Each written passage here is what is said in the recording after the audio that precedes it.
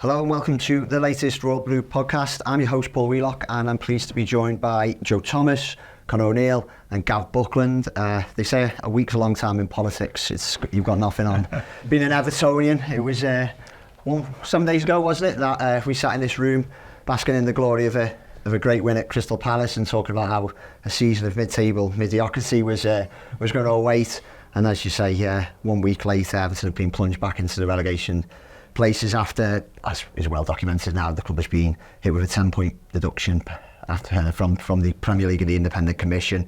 I know, Joe, you've been on podcasts with Ian Kroll and Connor over the weekend, so I'm just going to start with you, Gav, if that's okay, because it's the first time we'll have heard from you on Royal Blue since the bombshell news on Friday. How are you feeling about it all? To be honest with you, probably like a lot of people, I think we got a pretty fair hearing from the Commission. I don't disagree a lot with any of the points that they raised. I think in retrospect, Everton may look back and say we should have approached things differently. I'm thinking about there actually saying, first of all, saying we don't think we're guilty, and then saying, well, we are, perhaps. And that said, though, the one thing that does concern, it's not a concern, it's that needs explaining, is the 10-point deduction. The fact that it just says at the bottom, doesn't it? We were fine, or whatever you would call it. We punish Everton by 10-point deduction. How's that happened? What's the rationale for that? And that needs explaining. But apart from that, I didn't really have a major issue with any of the points that were raised. Apart from it did throw up a couple of things about the Premier League. You know what? We talk about like processes. The Premier League took 9 months to get back to Everton. When we did our original submission in March 2022, with these mitigating factors, the Premier League took 9 months to respond to us, which I thought was a bit odd. And also the Premier League trying to, like, when they said about, we think this should be like a 6-point penalty, whatever, we should apply what goes on in the AFL, and the Commission threw that out. I thought that was Commission awesome. Threw it out, but then seemed to build the only logical way to get to 10 points is by applying that principle. So that needs explaining. That said, we might not know ever whether we might not know until the next case similar to Everton happens, whether we're being given 10 points is fair or not. If somebody breaches it the same way as Everton has in future and gets 10 points, and as you well know, there's a couple of clubs on the cusp, then it'll be seen in a different light. It's just that there's no context to it, because we all know this is the first case of its type. So it may take time to play out, but other than that, I know there's a lot of noise for, to use one of Dice's favourite words, but I thought the Commission was pretty fair to us.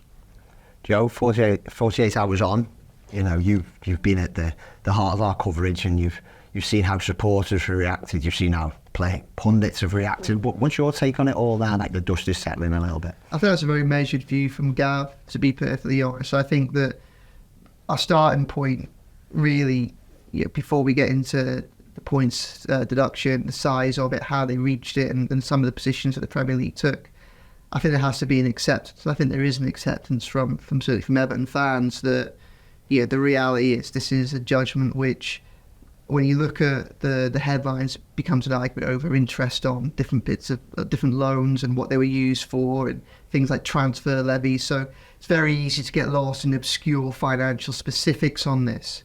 But what this really is it's a judgment from the Premier League, backed up by the Independent Commission, on the excess of the Farhad Moshiri years, and a sustained, consistent process of poor decision making, where the club has effectively gambled on spending first, hoping that sporting performance will then back that up, and as a result they would create a self-sufficient footballing operation, which, as we all know, we've lived through the relegation battles the last 2 years and the mediocrity that came before that hasn't transpired. So nobody, I don't think anybody here, and I don't think anyone within the fan base is arguing that Everton haven't breached these rules.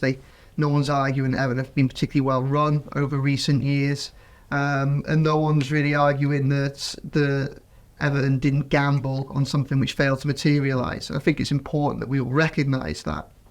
But I do think it's possible to hold that opinion and say, okay, look, Everton have committed some wrongdoing here. Some of the issues have been glaringly obvious, and obviously we've written about them over the last year. But I do also think that there is justification to the idea that the club have been disproportionately treated.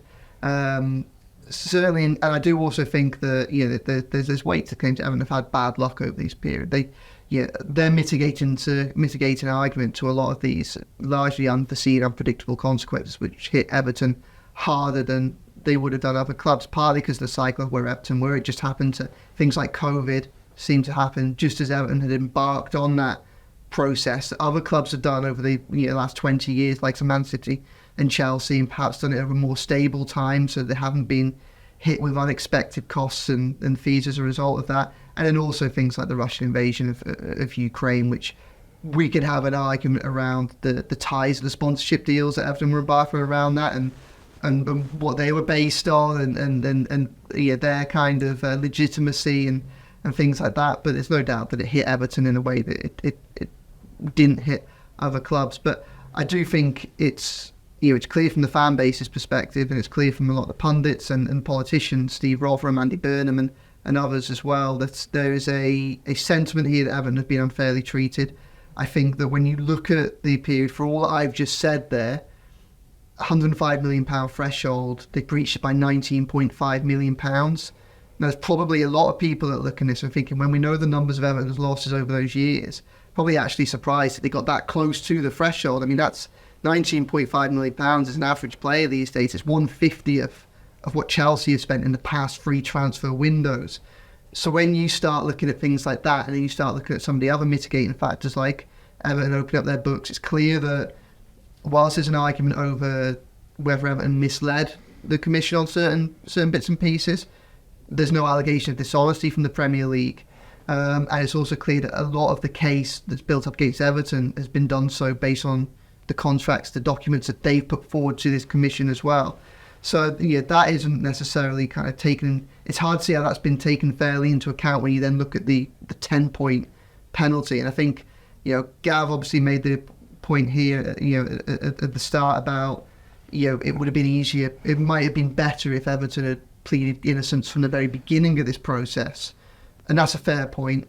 But I think there's also a measure of the grey area, the lack of clarity we have around these by. To the Premier League 9 months to basically come back to Everton and say, you're wrong. So it's clear that we have been living through unprecedented time, mainly with the pandemic, and that filters into these findings, this investigation. We've also been living through a period of time where the Premier League has probably tried to take a new approach to financial wrongdoing, and within that, I think there are a lot of grey areas, and it's clear that.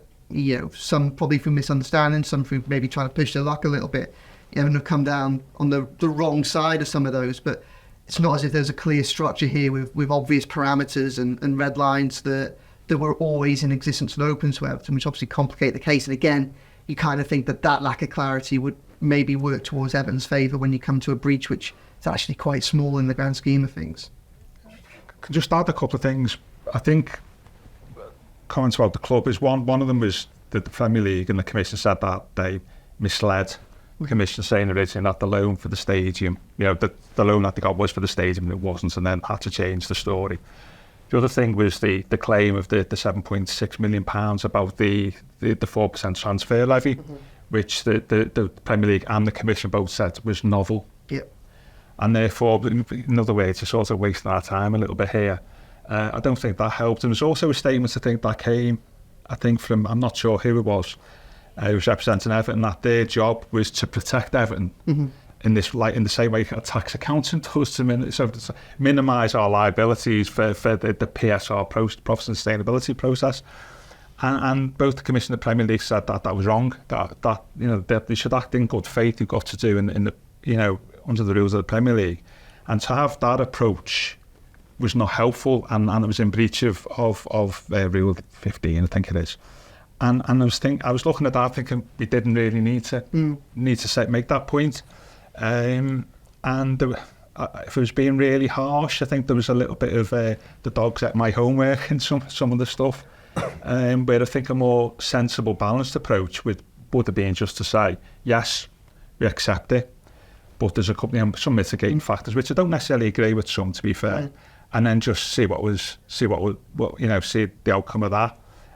The one thing, which technical thing, don't bore everybody, which stood out for me, is we got loaned because of COVID, didn't we? It actually says under the government scheme, And those interest on those loans we never claimed as an adjustment. So some of those loans that we don't appear to have claimed that within the books. And I thought that was a bit strange. You know, the ones that we put onto the stadium. Well, some of them were for COVID. So hang on a minute, why didn't we just say to the Premier League that those interest payments to that are not for the stadium? Actually, because we've had to find £60 million worth of income that we've lost, we've had to find that via the loan. So therefore, the interest on that loan should be written off for the calculation. But we don't appear to have done that, which I thought was a bit strange. So yeah, I think we can feel a little bit hard done by with the points deduction and lack of explanation. But at the same time, I think we could have handled things a bit more balanced view. Maybe should have read the room. And this August 2021 agreement, I think, is also a big one for me, because it's this is what other clubs picked up on, is we said to the Premier League, didn't we, in 2021, we think we're going to be in breach.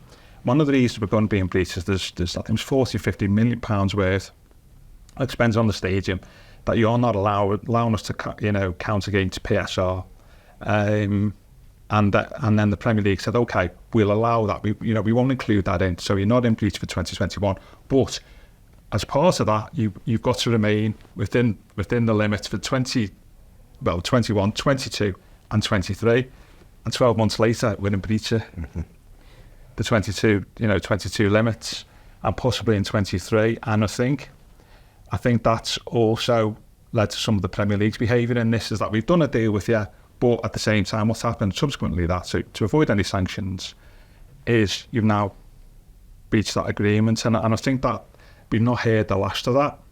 I think that could end up being part of the whatever compensation clubs want. I think there'll be points into that agreement that we didn't on face value didn't adhere to, and that's the big thing. The whole crux of the matter of the Commission is this August 21 agreement, and that's yet to play out. But at the same time, I do feel we've been treated harshly, because we know there's other clubs on the limit. As I said on Friday, Chelsea, 260 million losses in the same period as us. Where is the conversations between the Premier League and Chelsea that, similar to the ones that they've had with us about all this type of stuff? Joe, you talk about mitigation, COVID, all that type of thing. I've not seen anything. I'm not seeing about a commission to talk about Chelsea. Where is the evidence that there's been the same rigour? And let's face it, the Premier League has been very rigorous in its treatment of Everton. Where is the evidence of the Premier League being rigorous with Chelsea and other clubs? And I think that's a point I would be making if I was Everton, is how assured are we that we've been treated fairly here compared to other clubs who are not in as bad a position as us, but in a similar position? And what will you be doing going forward to make sure that they're treated the same as us? Because, as fans say, there's two different rules in the Premier League, isn't it? The big clubs and the small clubs. And I think that's what I'd be saying if I was Everton. So I do think there is a case for us to say that we've been treated a little bit unjustly, unfairly, but that might play out a little bit in the future to find out whether that's the case. But the 10-point thing definitely needed to be explained, and it wasn't, and I thought that was a major omission.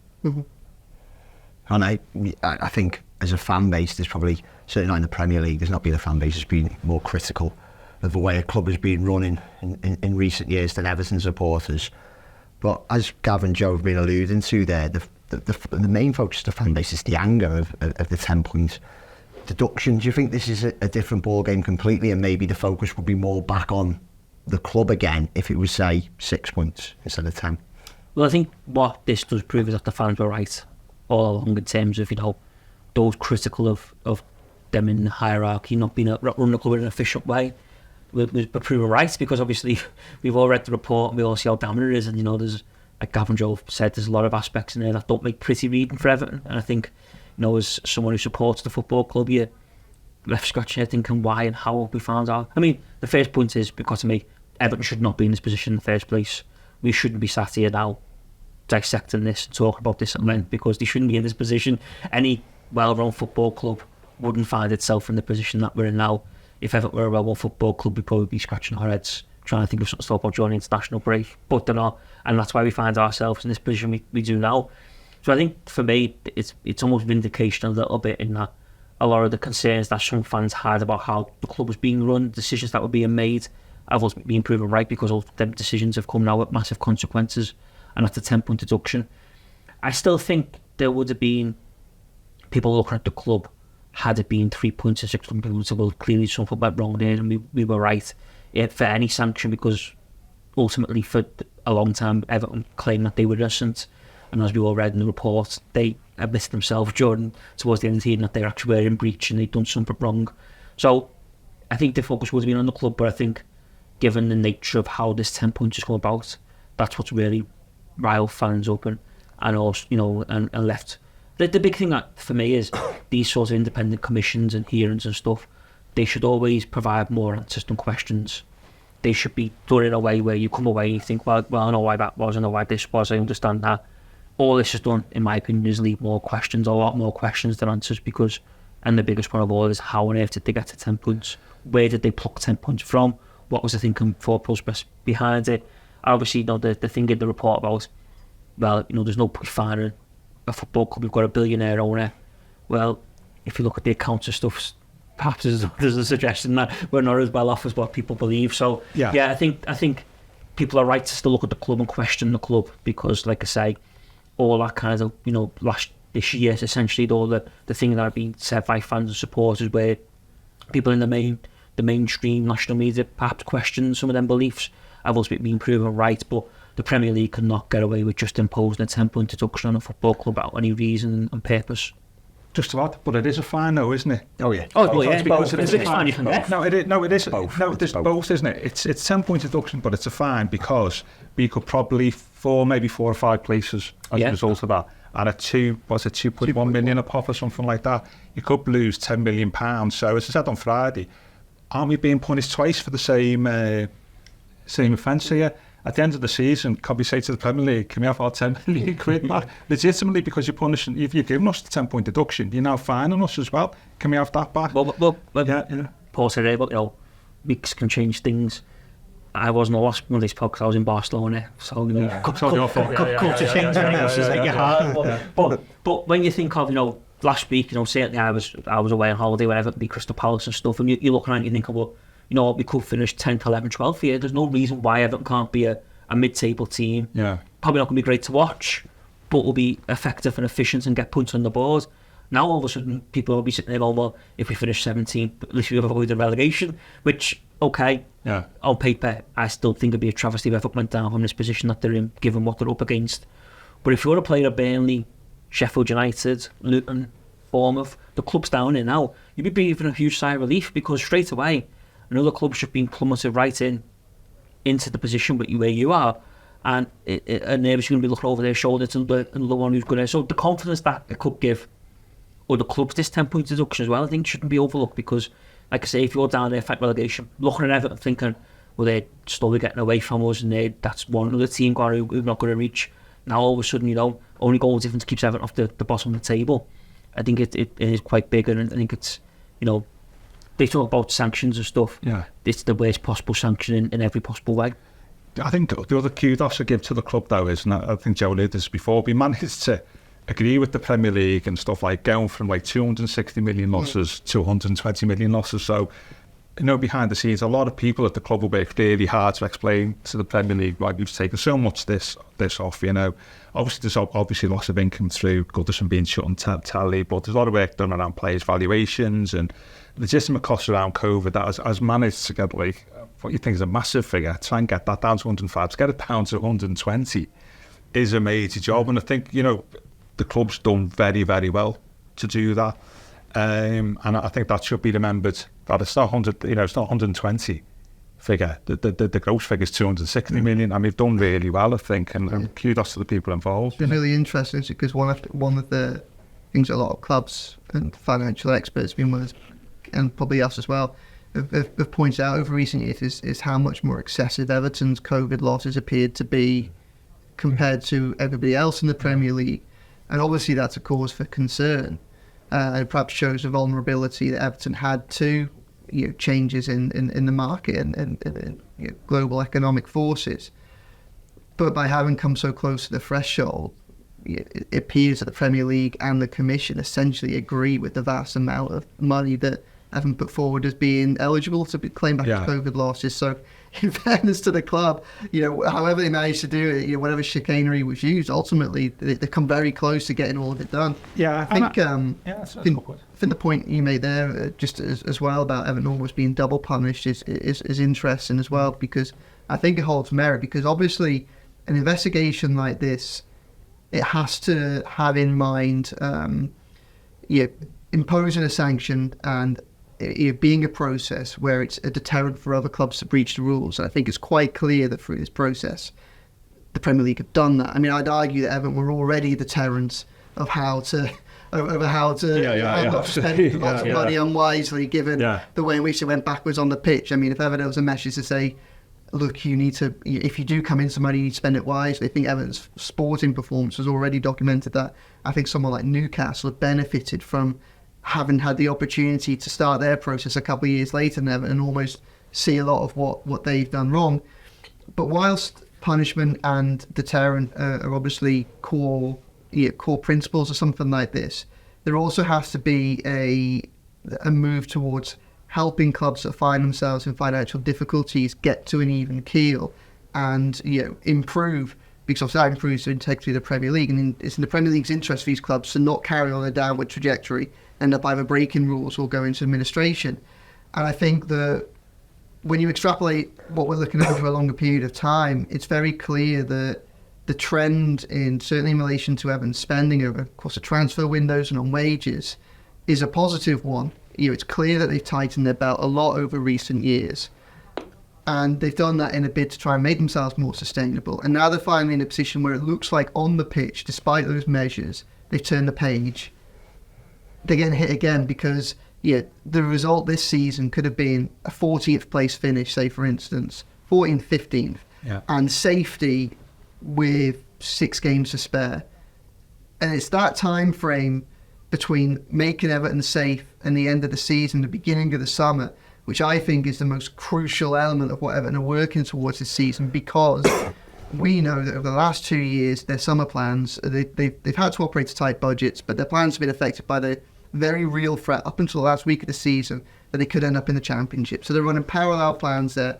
We stay in the Premier League, also a contingency plan for the transfer market if Everton go down as well. If Everton can avoid that this season, especially one where there's going to be a lot of players coming out of contract, they have the opportunity to get a head start on the transfer market and therefore perhaps strengthen in a more cheaper, sustainable way to help continue that positive trajectory that they're already on.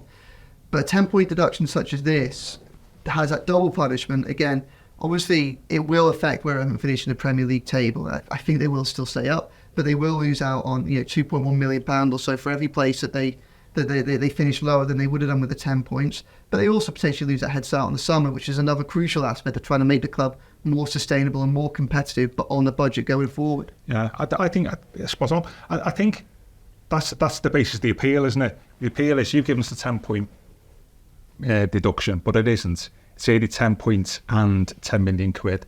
So therefore, why don't we just call it 5 points deduction, and we will lose 5 million quid because we go down two places. That is effectively 5 points and 5 million quid that you lose in the Premier League or whatever is the same as your standalone 10-point deduction. It has the same impact, and that would be my appeal. That would be the basis of my appeal. The other thing as well is, which I think might come out, and I'll be arguing, is 22-23 is we were operating on the basis that the Premier League were quite happy with our submission in March 22 that they would allow these allowances, in terms of spending. But to then say they weren't, we may have spent money in 22-23, assuming the Premier League were okay with that. But the fact that the Premier League took 9 months to tell us, no, we're not okay, we could argue, well, we've spent money on the basis you were okay because you haven't got back to us. They accepted it. So there's I think 22-23, which has gone already, could be as interesting as a 3-year cycle, as interesting as the one that the commissioners just found out about. And I think that's coming out. Our accounts have to be the Premier League, I think December, isn't it? Because they want to get everything about. That's everyone, though, is everyone. And what this whole process has shown, and I always say about this, don't I, the way, like, the Martinelli statement is once you rip away the glitz and the glamour, football's organised in a very amateurish way. And some of this thing that you see the Premier League's behaviour in the commission, the fact that they didn't have a penalty and they decided to try and instigate one, the fact they took 9 months to get back to us, the fact that they wait up to a year for people's accounts. Well, that's not run in a very good way, is it really?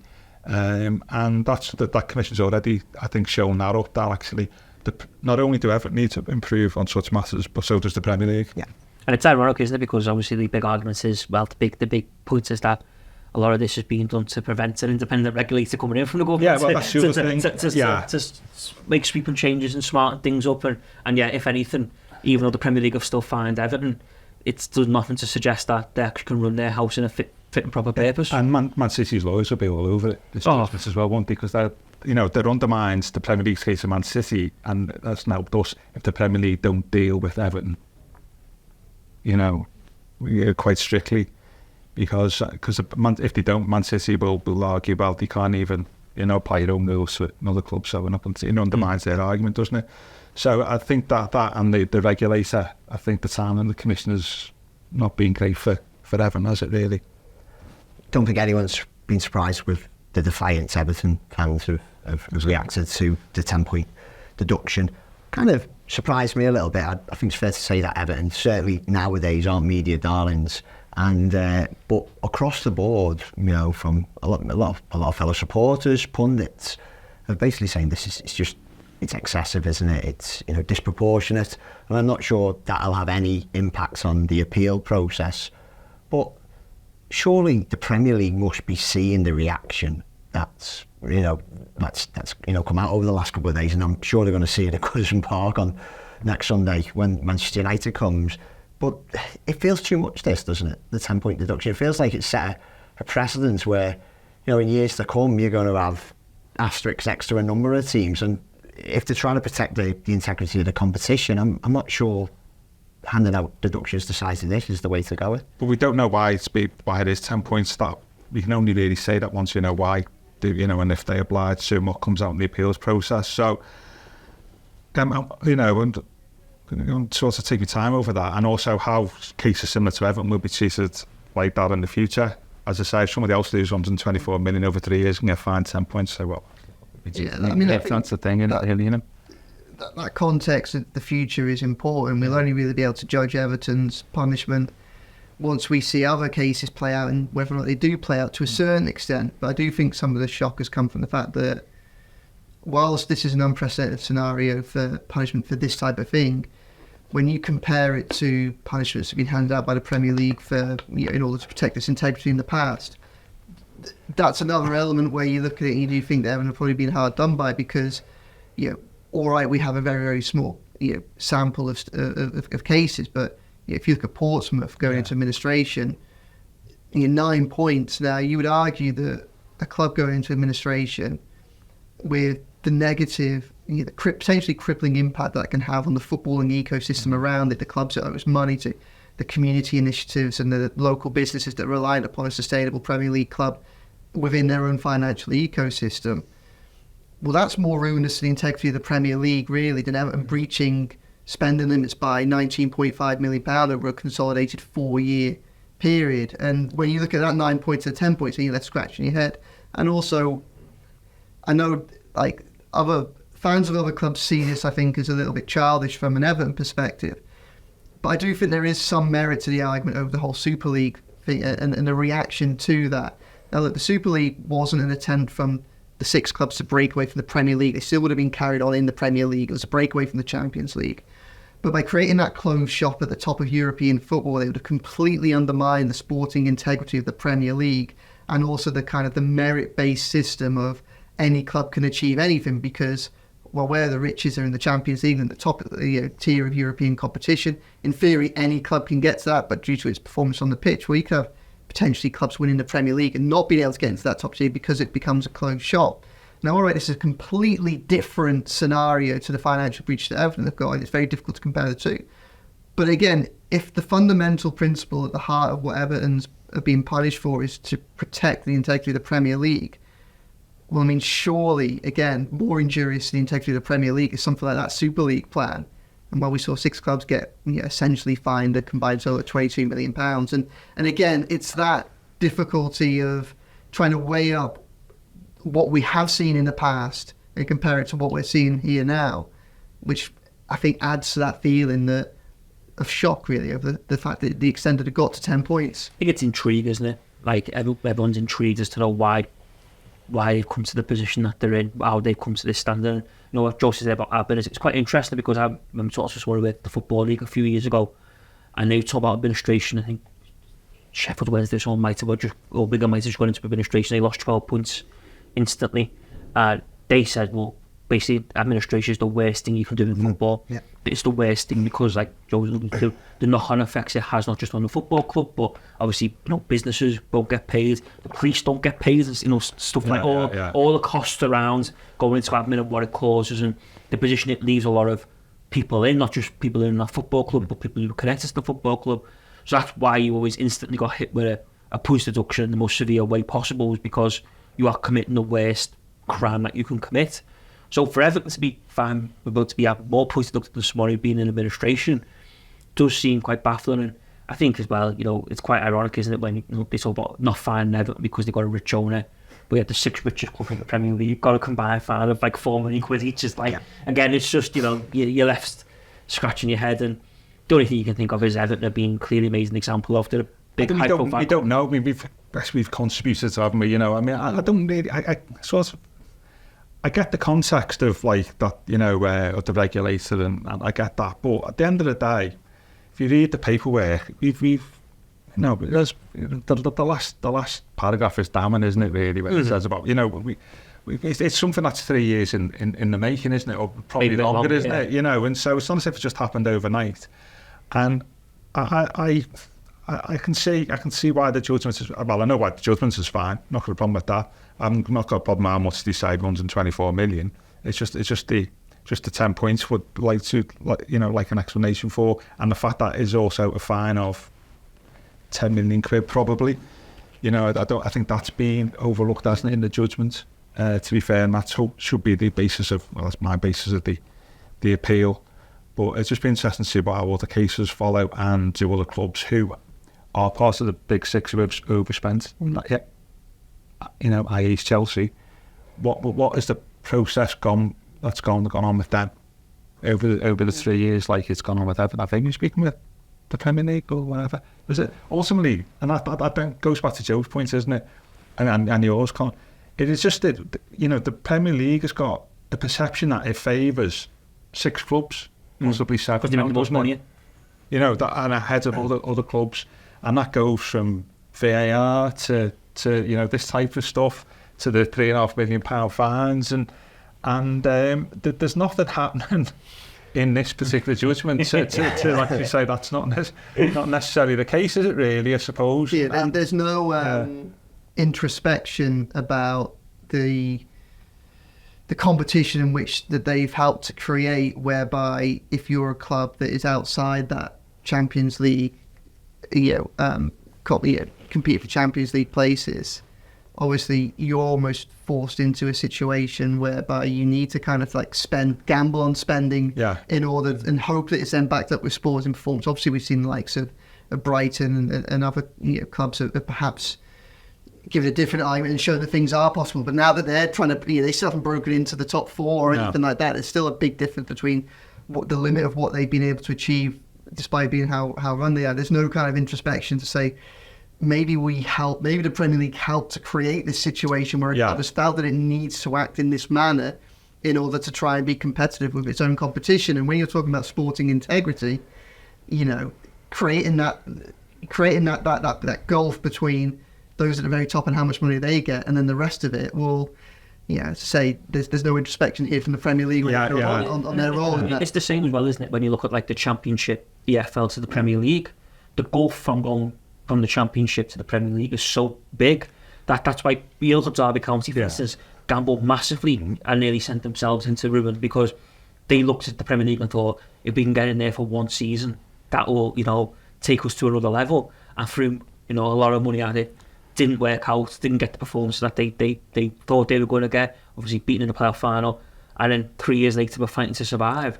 It's that the beast that the Premier League is meant that everyone is either playing catch up in some way or having to go ahead of themselves and probably put more money in what they probably should do to try and achieve something that they want to do at that big end of the Premier League, beat the Premier League or get in the top four. Ultimately, that is the context to this decision, isn't it, really? That dreaming bit, isn't it? And that's when it says at the start, that Farhad ball came in, wanted to do X, Y and Z. Okay, it's been executed on it, not in the best way, as we all know, but that ultimately is, you'd argue that, yes, okay, the 124 million loss, okay, but the reason behind that is just that, is the fact that the only way that you were going to try and compete is by incurring 124 million losses over 3 years, isn't it? And you're punished for it. And the Premier League quite lucky went a couple of years ago when Leicester had the miraculous rise in the Premier League glory, because everyone went, well, that's it, you can do it, you don't have to be a millionaire. But now, look at, I was just saying, do anyone ever think someone other than the top six going to win the title? No, I wouldn't even say top six, I'd probably say top three. Yeah. And they've put more barriers to, that was the message, wasn't it? This can't be allowed to happen again, with Leicester. And it's probably not the best weekend to announce that they're looking at like this redistributing money. It's often kicking a man while he's down. I think this is it, and this lies at the heart of perhaps why there's so much fury and anger over the size of the punishment. Because if the most important thing to the Premier League is the sporting integrity of its own competition, it's had so many opportunities in so many different ways to get its house in order over recent years. And it seems to have chosen Everton now as being the time to act. And I think that's kind of almost part of the questioning, why Everton and why now? Now, we know some of the answer. Look, we started this programme, I think, by saying, and we repeated it throughout, Everton are being made an example of because they're the first example of anything like this. Now, they're in that position for the club's own fault. The club have put themselves in a position whereby they were vulnerable to this type of investigation. They've made it easy for the Premier League to choose them. But what is galling is there are so many, it's so hypocritical, and there are so many contradictions in the Premier League's approach to so many different other elements that there isn't as if you can look at the Premier League's actions over recent years and say there is a consistent narrative that's running through their actions, which is we want to make this a more fair competition, and this we're going to do this, and this. We're turning a blind eye here, we're turning a blind eye there, we're going to help the big six there, we're going to turn a blind eye there. Oh, Everton have overstepped, now we're going to go for it. And it's very difficult to kind of look at all this and not feel that Everton haven't fallen into the trap of being almost in the wrong place at the wrong time, just as the Premier League, just as that conversation finally starts to gather momentum about an independent regulator. Everton have walked into their sights, and we put ourselves in the place. That's the problem. The place. And I mean, this is the word, and I don't think this has really been discussed enough within this. Really, is it's the atmosphere of the Premier League that does generate this type of behaviour from clubs, and you're going back about the points thing. Rather than give more money to the clubs at the top, the Premier League should be giving more money to the clubs at the bottom to make it fair and equitable. If you wanted competition, they talk, as I say, they mentioned in the report about competitive advantage or whatever the phrase is. Well, if you want to have proper competitive advantage, or level it up, give more money to the teams at the bottom and take that the top six and the TV money. If you want that, you're making it more disadvantageous to clubs at the bottom by doing that, which is contrary to what you said in the report with the Commission. And so I think there's that wider context which I think is worthy of further discussion, isn't it, about why the clubs and that way, and does the Premier League bear some responsibility because of the way it's operated and the way it rewards clubs? I think that's a fair discussion. It just opens into question the point of financial fair play, or as it's known now, profit and sustainability rules. Is it to protect clubs like Everton from getting into problems like they have, or is it basically to safeguard maybe the top six because the disparity in terms of revenues are so different, aren't they? What's the alternative? You have somebody like Saudi or Abu Dhabi or Qatar, if they had an unlimited budget to spend on players, if you didn't have profit sustainability. How would that work? I do think there should be something about a wage cap where you can't spend so much. No club can spend X amount on wages. I think that's something to look at. But if you didn't, I get the arguments around profit and sustainability around it. It protects the big club. But the alternative, if you didn't have it, and give clubs unlimited spending power, Imagine if Newcastle, they could do it and limited spending power and you're backed by the Saudi government. What Manchester City could do. The goals down, I think, they could have a squad of 25 players, couldn't they? Well, it's what Manchester City have done. Well, have done, but they could do it even And more. Chelsea did it before, Chelsea did it where they stockpiled players, you know. You think of, but a lot of players went to Steve Sidwell and people like that who were good players and then go there and then don't play. But if it wasn't for a Chelsea or a Manchester City, it still would have been Liverpool, Arsenal, Manchester United. It's still a closed shop, you know. But Gav's right. I'm not sure I'm advocating. No, but there's another. I think what we're saying that there's another way of balancing it where you don't have profit and sustainability, but you have this position we're in, and you don't have it where anybody can spend what they want. Though far, I've made a good effort to that. To be fair, there's an alternative that levels the playing field a little bit more, and makes it fair. And I do think that, you know, one of them could be you can't spend more than £400 million a year on wages. Full stop. I think as well, though, it shows, doesn't it, that for all the talk of football and everything involved in it, it's all about recruitment. Oh, if you get recruitment right, you know, absolutely. Because obviously, in that money what Farah spent early on, if they'd have got, you know, half them signings right, things could have turned out very, very differently. And they certainly wouldn't be finding themselves in a position now, but it's all down to recruitment and get the right people in. Just before we wrap up, obviously we've heard from you guys today. Everton responded imminently, straight away. Then we heard from Colin Chong, the interim chief executive. We've heard from so many pundits. We've heard so many viewpoints. Probably the only people we've not heard viewpoints from yet, Joe, are the manager and the players. Understandably, because it's the international break. I know Jordan Pickford tried to be stopped in the mix zone after England's game on Friday night and quite rightly swerved that question. England under 21s are playing at Goodison Park tomorrow night. In normal circumstances, imagine Jared Brantwaite would have been put up today, and you can't really put him in that situation. I'm not sure you should put Sean Dyche in that situation, but he's the manager of the club, and that's what he's going to have to do later this week. But I think, as a supporter, not just a journalist at the Echo, I had anger on Friday over the 10-point deduction. I still do. Like you three guys have eloquently put so far on the podcast, it's Everton's own making this situation, but I still have that anger, and I love the way that the fans have rallied around, and it's you know, I think we're going to see the Goodison Bear Pit, aren't we, on Sunday and probably for the rest of the season, whether it's right or wrong to beat Everton versus the world and versus the Premier League. It might actually help in this situation. And while in the Premier League table it's not catastrophic, isn't it, 2 points drift to safety, my concern is, in the moment, how are those players going to feel? Because they've just got Everton to mid-table. They've just come on the back of 6 wins in 9. And I know Conor Cody is the only kind of person who's broke ranks at the moment, because he was interviewed at a charity event over the weekend, and he kind of get the standard line. The players can't affect it. They'll, you just have to get on with it. And it is a standard line. I do agree with that to a certain extent, but I can't help but feel, Joe, be pretty disappointed. I think that initially, I think it'll have a galvanising effect. I mean, this isn't going to be the difference between Everton, say, finishing mid-table and getting into Europe, or finishing top 6 and let's just miss out on top 4. Yes, I think this was the table and mid-table. This was a season where mid-table was the best possible ending for Everton.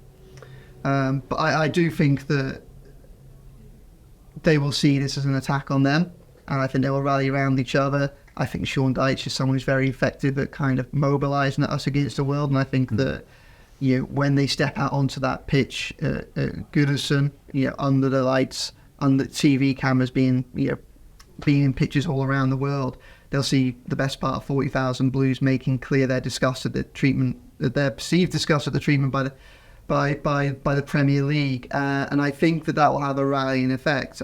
I think that the 10 points gives Everton still have a very good chance. It's still favourites to stay up this season, I think, and I think it will help almost.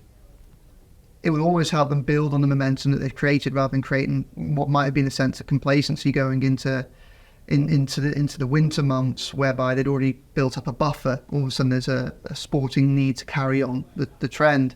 So I actually think that they will respond positively on the pitch, and that this will be a catalyst that will help fuel players going forward. The only danger for me, I think, for Everton is, just mentioned there, what they have done now is this doesn't mean that they haven't had a good start to the season. It doesn't mean that they haven't embarked on a good run of form. This doesn't mean that the club isn't making progress. But what it has done is it's removed that safety net and that buffer that they built up to the bottom three, bottom four even. And I think my only concern, or my concern from this is, we have said for weeks and weeks how difficult December is. I think there's 8 games, when you include the Carabao Cup game, likes of Chelsea, likes of Newcastle, likes of Spurs, likes of City, as well as big games against clubs around like Forest and Burnley. Now, I think we've all made clear that as positive as the sides have been on the pitch, we know that progress is fragile because this isn't a very big squad. And it is heavily reliant on a handful of players that are crucial to making the one system that it has work. And the danger is that I think if you get into December and perhaps Everton don't start picking up the points to help them build up that gap again, which could happen because they are playing some very, very good sides. They could play very, very well against the likes of Manchester United and Chelsea and Spurs and still not get the points. And what they might see is other clubs around them start to pick up points. It only takes Burnley to get their house in order, and all of a sudden things become a little bit more problematic for Everton. Bournemouth look like they might already have started to make a few positive changes. So I think in the short term, I don't think this will have a negative effect on the pitch. My only concern is if the impact and the anger and the fury wears off in a couple of weeks and Everton haven't continued that form, and they start to look around them and they're 4 games deep into December and they're knackered and they're picking up a few injuries and picking up a few suspensions. A few of those players are on 4 yellow cards now, and then they're looking at Spurs coming up next, or they're looking at Chelsea coming up next, and they're seeing that Burnley have had a little bit of form, or they're seeing Burnley, news that Burnley's investors are going to spend a lot of money in January. That's my point, where it just starts to kind of have an effect on the pitch. Hopefully it doesn't come to that, but that's my only worry. I don't think we'll get there. I think Everton will be safe, but I think that's probably the one thing that we've just got to be a little bit worried about. I think it's the feeling sorry for yourself, isn't it? Falling into that trap of I think Joe's right in saying it should galvanise them for this weekend against Man United and maybe next weekend and the weekend after. But if they get beat by Burnley or get beat by Forest and things aren't going our way, they start feeling a bit sorry for themselves and maybe looking around and thinking, well, actually, we wouldn't be in the position we would if we'd have had the 10 points. We could have been, mid-table. And it's how quickly the emotions can change in football. And we saw last season where, let's face it, after the Newcastle game, Everton looked dead and buried and destined for the Championship. And within about 12 days, they went to Brighton, won 5-1. Everyone was convinced that we were going to stay up. So emotions can change quickly in football. Yeah. You just hope that it doesn't go the opposite way, where a few bad results and a few, difficult matches and the confidence drains a little bit and people start going, well, actually, we should really be in this position because we should be 10 points better off. Yeah, I think that's the danger, isn't it? The fact that I think it can be a very powerful driving force, just us against the world mentality. But then if, say, for instance, Bruno Fernandes and Marcus Rashford turn up on Sunday and it becomes a very difficult game, and then Jad Bradthwaite gets booked and he's out for the next game, and then all of a sudden in 2 weeks' time you're looking at it's not 1 win from safety, it's 2 or 3 with more big clubs to coming up. And then we've seen how in the past few years this dressing room is susceptible to it going from us against the world as a powerful thing to the world is against us. Yeah. And then it gets on a negative trajectory, and the challenge might be for Sean Dyche to make sure that doesn't happen if, say, for instance, the form doesn't continue in the way it has done before this. And that thought, I suppose, is good old English, isn't it? We should be 10 points better off. Yeah. Because it's going to be well spoken about. It's going to be talked about for weeks. There's a club there's not going to be a pot in January to help strengthen the squad. It's going to have to be, we still don't know what the outcome is with 777 the takeover, but either way, I think this will be in the summer as well, either they do take over, but it's still going to be a January where they have to make the most of what they've got and continue the same trend that has been in place for several transfer windows now. Whereas you would think the likes of Burnley and Bournemouth, who both had relatively recent takeovers, both with the spectre of relegation, what would that do to the investment that's already been made, you would think surely they would pump more money into January to try and protect what they've already got, rather than keep that money to themselves and risk what is a very catastrophic relegation, or can be a catastrophic relegation. Well, we'll call it there, lads, because we're back on Friday to preview that Manchester United game and listen and look back at what Sean Dyche had to say at his press conference, and who knows what the next 4 or 5 days is going to bring. We might be back tomorrow with this rate. Is it the 4th podcast in 4 days or 3 or 4? Yeah, so we say we'll be back on Friday. But Gav, Connor, Joe, thanks very much.